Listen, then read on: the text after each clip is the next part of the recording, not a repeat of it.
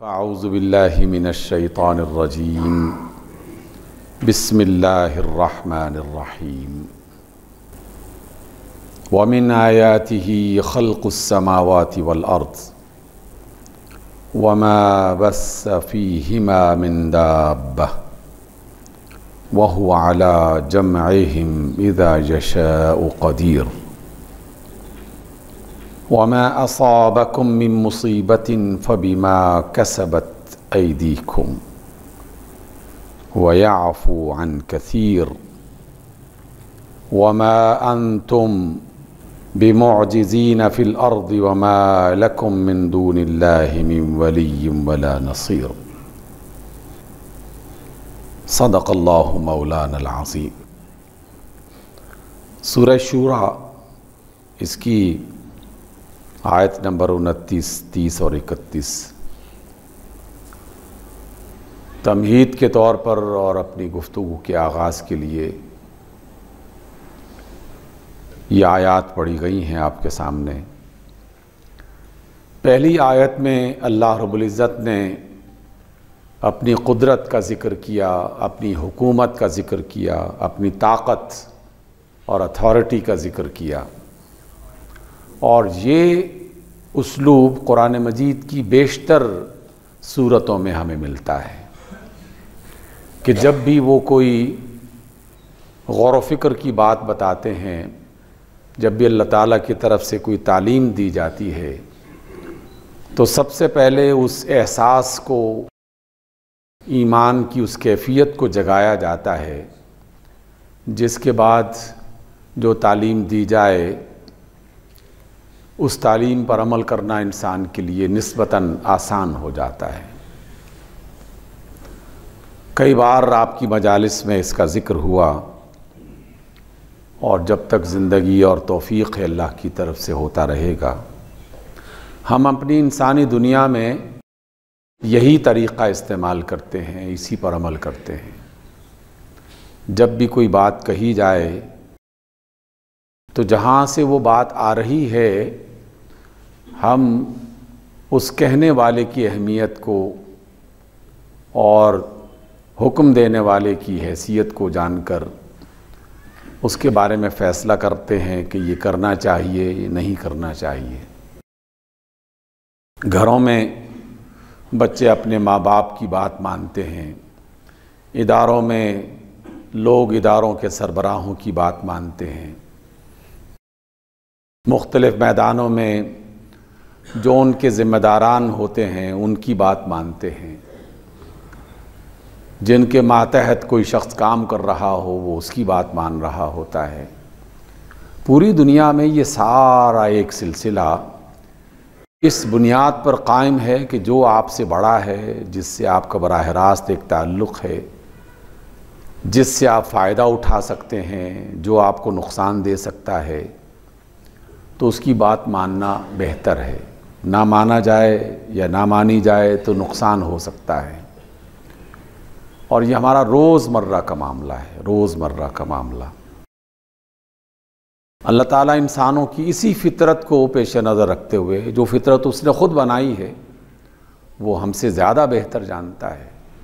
اس لیے وہ اکثر تعلیمات سے پہلے اپنی قدرت، اپنی اتھارٹی، اپنی طاقت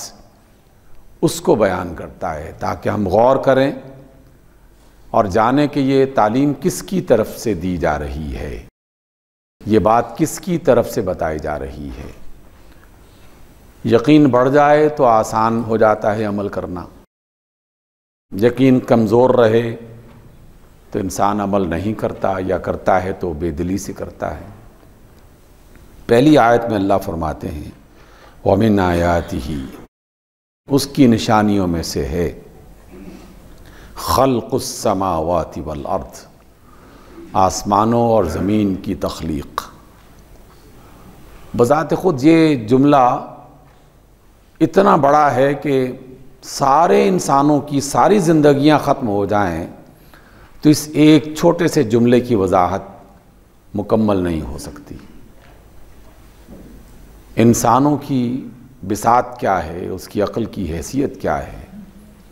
کہ وہ آسمانوں کی وسعتوں کے بارے میں جان سکے،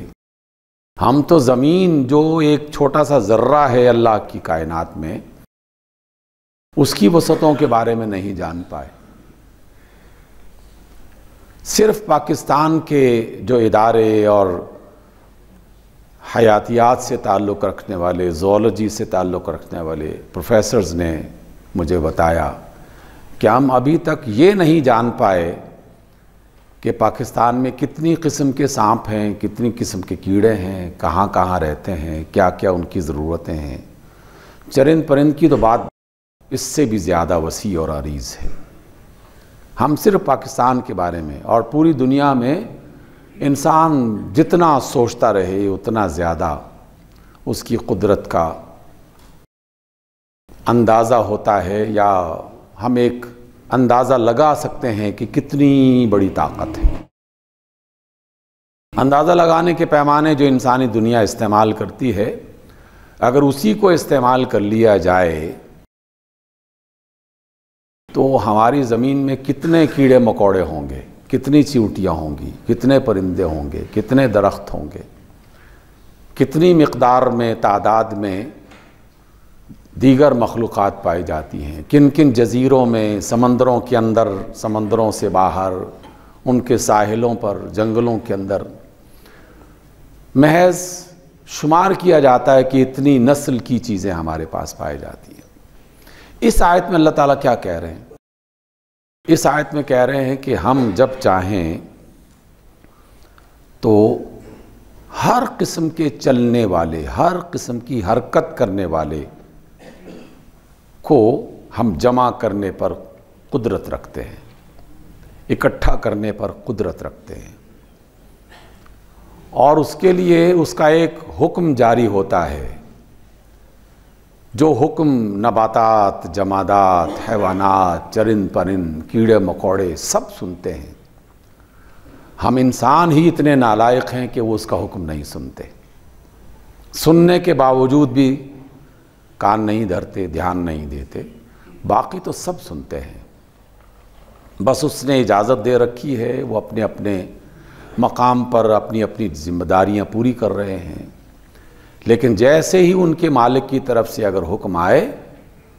تو صرف دنیا بھر کی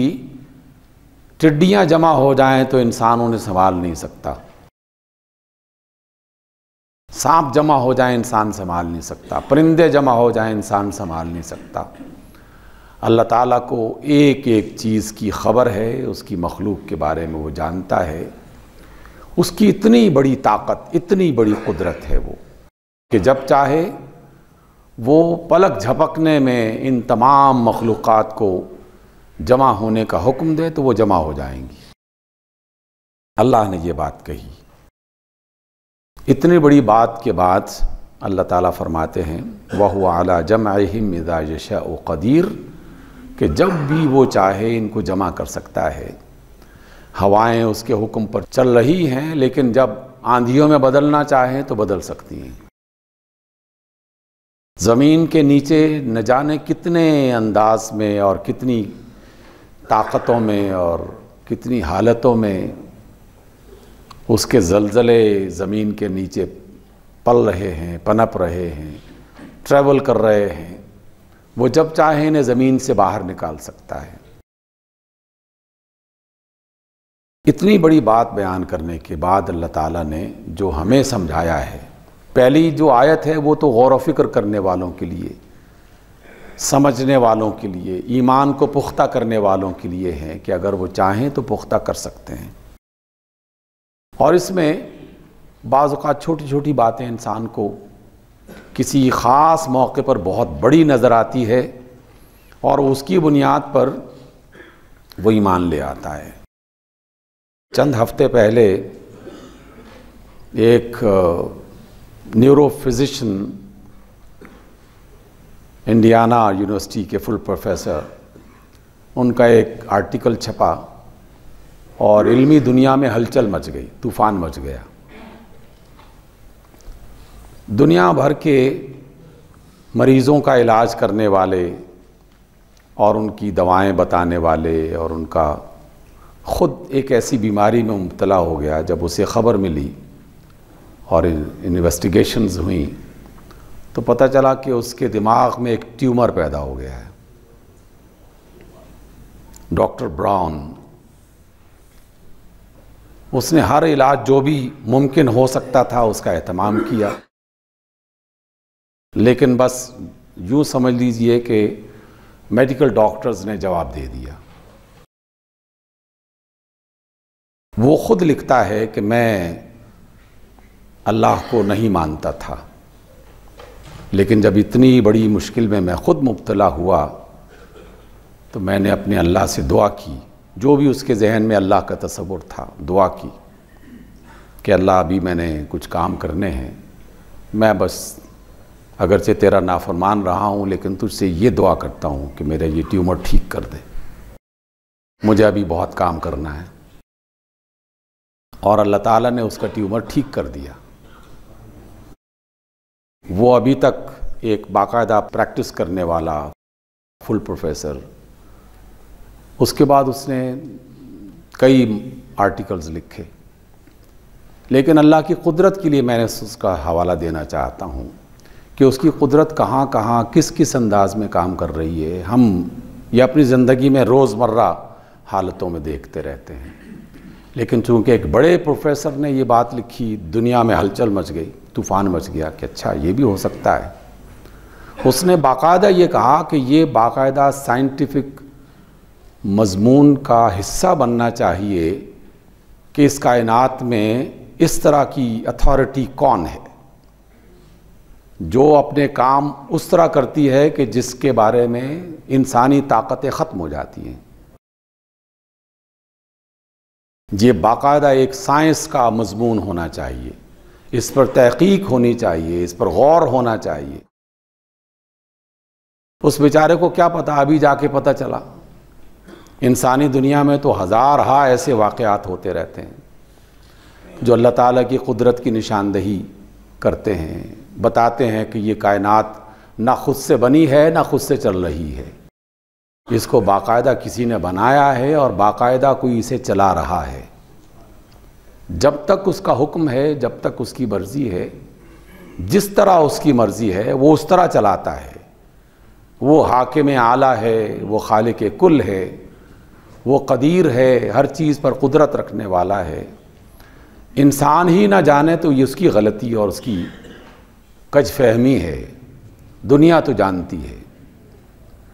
اللہ کی کائنات میں اس کے کیڑے مکوڑے بھی جانتے ہیں، اس کے چرند پرند بھی جانتے ہیں، لیکن انسان فراموش کر دیتا ہے، اور وہ جب کسی انہونی کو ہونی بنا دیتا ہے تب انسان کچھ وقت کے لیے مانتا ہے۔ اس وجہ سے اس آیت کو اپنے ذہن میں رکھیے اور اس بات کو سوچ لیجئے کہ یہ کائنات اس کی ہے، اسی نے بنائی ہے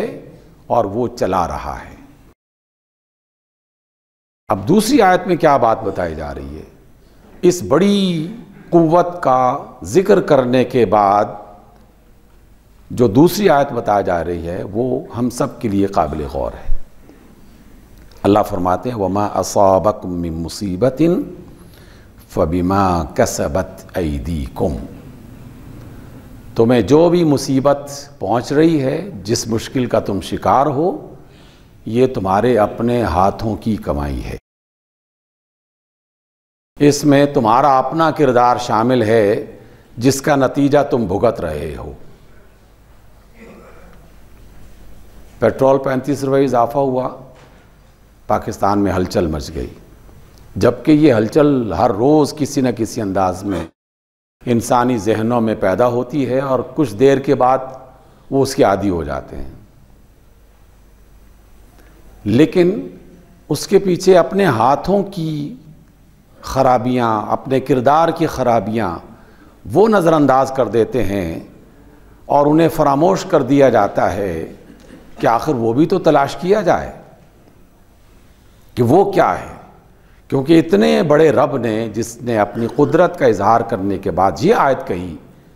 وہ بلا وجہ نہیں کہی، کسی غرض، کسی وجہ سے کہی ہے کہ میں اگر چاہوں دنیا بھر کی طاقتوں کو اکٹھی کر سکتا ہوں،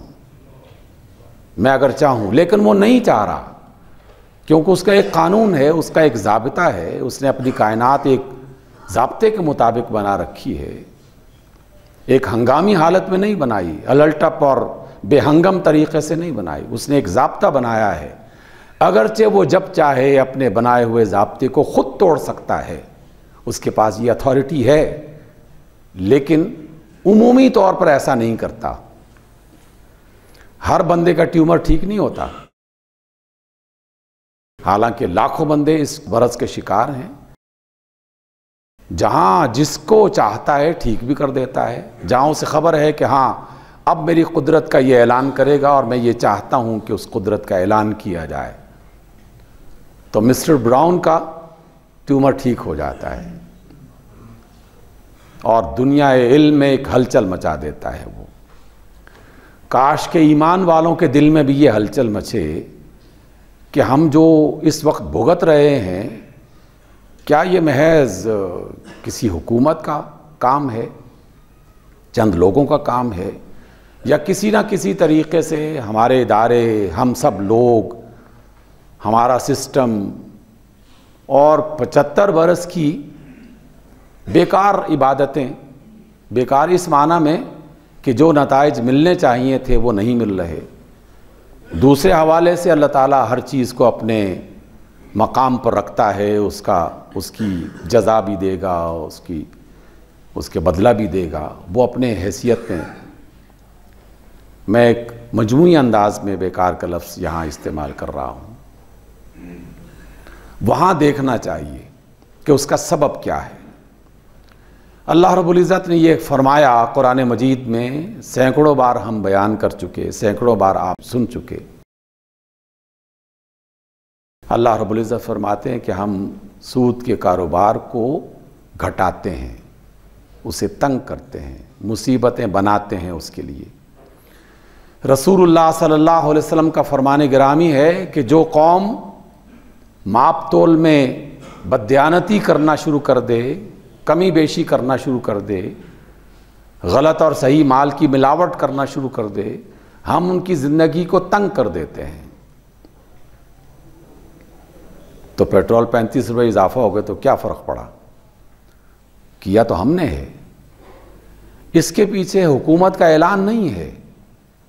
اس کے پیچھے ہم تمام لوگوں کا تھوڑا زیادہ کہیں نہ کہیں اپنی اپنی حیثیت کا وہ کردار شامل ہے کہ جس میں ہم اللہ اور اس کے رسول کی بات کو ماننے سے انکار کر رہے ہوتے ہیں۔ ہم کہتے ہیں کہ ہم نہیں ٹھیک ہوں گے، بس تو اپنے لفظ کن سے ٹھیک کر دے، ایک ایسا فرشتہ بھیج جو دنیا تبدیل کر دے۔ یہ اس کا ضابطہ نہیں ہے، اس کا قانون نہیں ہے۔ وہ اگرچہ یہ کر سکتا ہے لیکن کبھی کبھی کرتا ہے، اور کرتا بھی تب ہے جب انسان باقاعدہ اظہار کر دے کہ اے اللہ میں تیرا بندہ ہوں، میں تیرا مطیع ہوں، میں کچھ نہیں کر سکتا، بس تو ہی اب ایسا ہے کہ جو ہماری مدد فرمائے گا۔ اور جب اسے اس بات کا یقین ہو جائے کہ ہاں اب ایسا کرنا چاہیے تو وہ کر دیتا ہے۔ کیا آپ کو یاد ہے جب آپ کے وزیر خزانہ نئے نئے تشریف لائے تھے یہاں پر، دوبارہ سے تر و تازہ ہو کر، ایک مصیبت جھیل کر بقول ان کے، جبکہ وہ عیاشی کی مصیبت کیا مصیبت ہے، آئے تھے اور اعلان کیا تھا سب کے سامنے علل اعلان کہ ہم نے اللہ کی بڑی نافرمانی کی، اور ہم باقاعدہ اعلان کرتے ہیں کہ سود کو تدریج کے ساتھ گریجولی پاکستان سے کم کریں گے اور اتنے عرصے میں ختم کر دیں گے۔ پھر کیا کیا؟ پچھلے ہفتے ہی غالباً باقاعدہ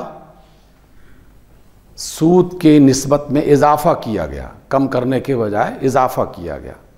17% سود باقاعدہ ہمارے بینک کے ایک عظیم ادارے کی طرف سے اعلان کیا گیا کہ ہم اس میں، پہلے 16% تھا، اب ہم 17% اس میں کر رہے ہیں اور اضافہ کرتے۔ 1% کا اضافہ کئی ارب روپے کا اضافہ ہو جاتا ہے، قرض میں کئی گنا اضافہ ہو جاتا ہے، مہنگائی میں کئی گنا اضافہ ہو جاتا ہے، اور اللہ تعالیٰ کی ناراضگی میں بھی کئی گنا اضافہ ہو جاتا ہے، اس کی ناراضگی میں بھی کئی گنا اضافہ ہو جاتا ہے۔ تو پھر مہنگائی سے رونے کی کیا ضرورت ہے؟ یہ تو ہم خود کر رہے ہیں، پسند کرتے ہیں۔ جب تک ہم اپنے ارادوں میں صحیح سچے نہیں ہوں گے، اپنی نیتوں میں خالص نہیں ہوں گے، اپنے اللہ سے مخلص نہیں ہوں گے، اس وقت تک حالات کی تبدیلی کا کوئی امکان نہیں ہے۔ اللہ کا نظام ہے، وہ اپنی دنیا میں سجاتا بھی ہے، سنوارتا بھی ہے، لیکن بگاڑتا بھی ہے۔ جو بگڑنے کے لیے تیار ہو جائے، جو اپنی جڑوں کو خود کھوکھلا کر دے، جو اپنی بنیادوں کو خود ہلانا شروع کر دے، تو اللہ تعالیٰ پھر ایک دھکا اسے دیتا ہے باقاعدہ، پھر اسے گراتا ہے۔ ہم اپنی دنیا میں یہ فیصلے اکثر کرتے رہتے ہیں کہ جو عمارت اس قدر بوسیدہ ہو جائے تو انجینئرز فیصلے کرتے ہیں کہ جناب گرا کے نئی بنا لو تو بہتر ہے، اس کی مرمت نہیں ہو سکتی۔ تو اس سے پہلے کہ کوئی بڑا انجینئر اللہ کی طرف سے یہ فیصلہ کر دے کہ ملک کو گراؤ، تباہ کرو، پھر اسے بنائیں گے جب موقع آئے گا، کیا اس سے پہلے اپنی بنیادوں کو مضبوط کیا جا سکتا ہے؟ کیا جا سکتا ہے۔ اور اللہ تعالیٰ کے ہاں محض نیت اور ارادہ ہی سب سے بڑی مضبوط بنیاد ہے۔ نیت میں جھوٹ نہ ہو، ارادوں میں کمزوری نہ ہو، تو ایک IMF کیا، دنیا بھر کی IMFs اور اس طرح کی دیگر طاقتیں اکٹھی ہو جائیں، اللہ تعالیٰ کے لیے سہارا دینا، سنبھالنا کوئی مسئلہ نہیں ہے۔ اللہ کا شکر ادا کریں کہ آپ ایک ایسے ملک میں ہیں جو دبئی کی طرح نہیں ہے، جو قطر اور کویت کی طرح نہیں ہے، جو بنجر صحراؤں پر مبنی نہیں ہے، جو سنگلاخ چٹانوں پر مبنی نہیں ہے۔ اللہ تعالیٰ نے آپ کو پانی اور آپ کو ہر قسم کی سہولتیں عطا کر رکھی ہیں، تو مرتے مرتے بھی سنبھلنا چاہیں، توبہ کر لیں، تو اس موقع پر بھی اللہ تعالیٰ سنبھالنے کے لیے بے شمار ذریعے اور راستے بنا دے گا، لیکن ارادہ تو کریں۔ دوسرا ظلم، پہلا ظلم جو ہے جس میں ہم نے دو چیزوں کا ذکر کیا، معاملات اور ماپ تول میں کمی بیشی، بددیانتی، چیزوں کی خرید و فروخت میں، معاملات میں، یہ بددیانتی بے تحاشا اس قدر ہے کہ باقاعدہ اب لوگ اس بات کو بیان کرنا ضروری نہیں سمجھتے۔ بعض ادارے تو اس میں اس قدر پختہ ہو چکے ہیں کہ وہاں کے پاکیزہ حاجی حضرات بھی اس بات کو باقاعدہ کہتے ہیں کہ جناب رشوت کے بغیر تو یہاں کوئی کام نہیں ہوتا، یہ تو آپ کو کرنا ہی پڑے گا، یہ تو یہاں کا اخلاق ہے، اور اس میں وہ ذرا سی بھی کوتاہی نہیں ہونے دیتے اور نہ ہی اس پر کوئی شرمندگی ہوتی ہے۔ اس لیے یہ دو باتیں تو ہم نے ظلم کے طور پر کی۔ آج آپ نے دیکھا پاکستان کی بیشتر مقامات پر مظلوم کشمیریوں کی تصویریں لگی ہوئی ہیں، کٹے پھٹے جسم اور بے شمار قسم کے زیادتیوں والے مناظر وہ آپ کو نظر آئیں گے، اور پھر بودے اور کھوکھلے قسم کے نعرے اور حکومتی بیانات، کچھ اداروں کی طرف سے اس بات کے عزائم جن کے پیچھے ذرا سی بھی اخلاص کی نیت نہیں موجود۔ ہم نے کشمیریوں پر ظلم کرنے میں جو کردار ادا کیا، اس میں ہندوستان کا جو کردار ہے وہ تو ہے ہی، لیکن ہمارا کردار بھی کسی سے ڈھکا چھپا نہیں ہے۔ اور میں یہ بات کئی بار آپ لوگوں کے ساتھ کہہ چکا ہوں کہ ہم جس اللہ کو رب مانتے ہیں وہ رب نہ گونگا ہے، نہ بہرا ہے، نہ اندھا ہے، وہ سمیع ہے، وہ بصیر ہے، وہ علیم ہے، وہ جانتا ہے، ہمارے دلوں کے حال کو جانتا ہے کہ کشمیر کو ان حالات میں پہنچانے میں کس نے کون کون سا کردار ادا کیا ہے، کس نے کشمیر کے نام پر کتنے پیسے کھائے ہیں، وہ جانتا ہے۔ تو ٹھیک ہے، ایک روایت پوری کرنے کے لیے 5 فروری کا دن منا لیا جائے، کچھ نعرے لگ جائیں گے، اور اگر ہم یہ سمجھیں کہ ان نعروں کی بنیاد پر ہمارا رب ہم سے راضی ہو جائے گا تو اس غلط فہمی سے نکل جانا چاہیے۔ رب اخلاص سے راضی ہوتا ہے، بندوں کی نیتوں سے راضی ہوتا ہے، نیتوں کی بنیاد پر صحیح راستے پر چلنے سے راضی ہوتا ہے، اللہ تعالیٰ کی اطاعت کرنے پر راضی ہوتا ہے، وہ جھوٹے دعووں سے ناراضی ہوتا ہے، نہ اسے اس بات کا کوئی پریشانی ہے کہ یہ بندہ جو ہے وہ ممکن ہے صحیح کہہ رہا ہو، میں ہی غلط سمجھا ہوں، وہاں پر یہ والی خرابی نہیں پائی جاتی۔ اس لیے میں نے جو آیت آپ کے سامنے پیش کی ہے وہ یہ ہے کہ وَمَا أَصَابَكُم مِّن مُّصِيبَةٍ فَبِمَا كَسَبَتْ أَيْدِيكُمْ، تمہارے اپنے ہاتھوں کی کمائی، تمہارے اپنے کرداروں کا نتیجہ ہے کہ جس کی بنا پر یہ مصیبتیں تمہیں جھیلنا پڑ رہی ہیں۔ وَيَعْفُو عَن كَثِيرٍ، اس جملے پر میں بات ختم کرتا ہوں، لیکن یہ بہت بڑا جملہ ہے۔ اللہ نے اتنا خوبصورت جملہ ارشاد فرمایا کہ یہ تو ہم بتا ہی چکے ہیں کہ ہم تمہارے گناہوں، غلطیوں، خرابیوں کی وجہ سے تمہیں مصیبتوں میں مبتلا کرتے ہیں، لیکن وَيَعْفُو عَن كَثِيرٍ، ہم بے شمار اس کے علاوہ گناہوں کو معاف بھی کرتے رہتے ہیں۔ اگر ہم ہر گناہ کی تمہیں سزا دینا چاہتے تو اب تک نام و نشان مٹ چکا ہوتا۔ جو ابھی تک نشان قائم ہے، ابھی تک زندگی موجود ہے، ابھی تک سانس لے رہے ہو، ابھی تک روٹی مل رہی ہے، تو یہ ان گناہوں کے معاف کرنے کا نتیجہ ہے جو ہم نے کیے اور اس نے معاف کر دیے۔ جو ہم اللہ کا ذکر کرتے ہیں اور وہ اسے پسند کرتا ہے، جو ہم بعض اوقات اچھی نیتوں کا، اچھے ارادوں کا اظہار کرتے ہیں اور وہ اسے پسند کرتا ہے، اس وجہ سے بے شمار غلطیاں اس نے معاف کی، بے شمار گناہ معاف کیے، لیکن اللہ تعالیٰ کے ہاں بھی وہی قانون چلتا ہے جو دنیا میں ہم ہر مقام پر ہر جگہ دیکھتے ہیں۔ گلاس پانی کا بھرے، بالآخر پانی نے نیچے گرنا ہی ہے جب وہ اپنی آخری حد پہ پہنچ جائے گا۔ اس لیے اس سے پہلے کہ اللہ تعالیٰ وہ فیصلہ کرے جس فیصلے کی بنیاد پر اس نے ہزارہا برس میں کئی قوموں کو دنیا سے مٹا کے رکھ دیا، ان کے نشانات ختم ہو گئے، جب تک اللہ تعالیٰ کی طرف سے مہلت مل رہی ہے، یہ اس کی رحمت کی علامت ہے، اس کی کرم نوازی کی علامت ہے کہ ابھی تک وہ معاف کرنے کے لیے تیار ہے، بشرطے کہ ہم اپنے آپ کو اس قابل بنائیں کہ اس کی معافی ہمیں مل جائے، اس کی رحمت ہمارے ہاتھ میں آ جائے۔ آپ اور ہم سب لوگ اپنے اپنے کردار میں کم از کم اپنے آپ کو درست کرنا شروع کر دیں۔ ہم شروع کریں گے تو انشاءاللہ آس پاس کے لوگ بھی اس سے ضرور متاثر ہوں گے۔ کوئی نہ کوئی تو عقل مند ایسا آدمی ہوگا نا جو کسی موقع پر چیخ اٹھے گا کہ بس کرو، بس اب اس سے مزید آگے نہیں بڑھنا چاہیے۔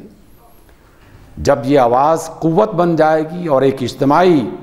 معاشرے کی آواز بن جائے گی تو اللہ تعالیٰ کی طرف سے مہربانی کے فیصلے ہو جائیں گے۔ اللہ کشمیر کے مظلوموں کی مدد فرمائے، ہماری دعائیں اس کو اثر عطا فرمائے، ہمارے حکمرانوں کو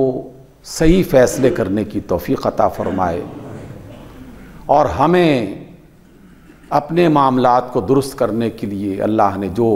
توفیق دے رکھی ہے اس میں مزید اضافہ فرمائے۔ اقول قولی ھذا واستغفر اللہ۔